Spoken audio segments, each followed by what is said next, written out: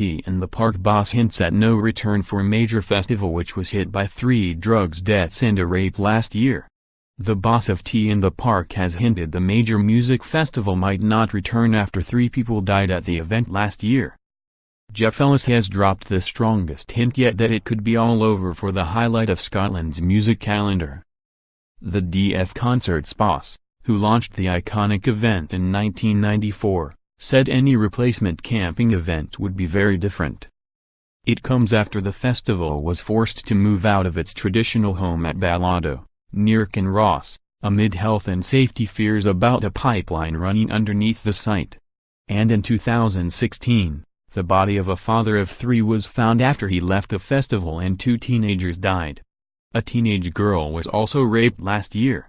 James Richardson, 29, from Wishaw, Lanarkshire, was found dead and pathologists judged he had almost certainly taken drugs. The discovery in July last year came after Megan Bell, 17, and Peter McCallum, 17, died in separate incidents at the festival. It is believed the deaths were all drug-related. Hours earlier, an 18-year-old girl was raped following a night in the festival's slam tent.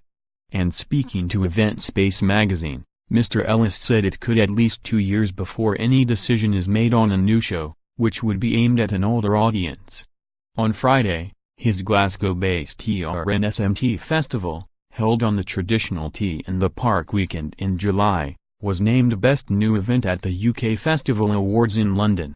Last month, it was announced that TRNSMT will return in 2018, spread across 2 weekends. However, DF Concerts has so far kept tight-lipped about Tea in the Park's future. The long-running festival was shelved after 2 problematic years at its new home in Strathallan Castle. Mr. Ellis said, "I think what we come back with will be something very different. If you take 2 years out of the market and you go back in, you probably want to refresh everything. That's not to say we won't be back with a camping festival. At some point we will be back with a camping festival, but we're not jumping up and down to do it in 2018. He added, "Whatever we do in the future, I think we will probably aim it at an older market as well."